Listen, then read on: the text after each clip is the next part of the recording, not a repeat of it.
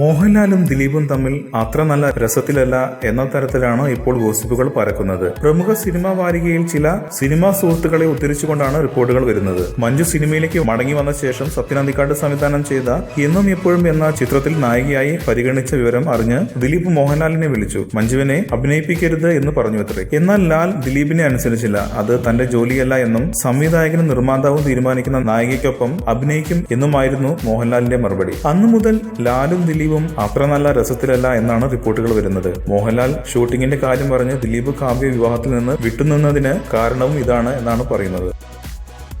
കൂടുതൽ സിനിമാ വാർത്തകൾക്കും വിശേഷങ്ങൾക്കും ഇപ്പോൾ തന്നെ സബ്സ്ക്രൈബ് ചെയ്യൂ മലയാളം ക്രിയേഷൻസ്.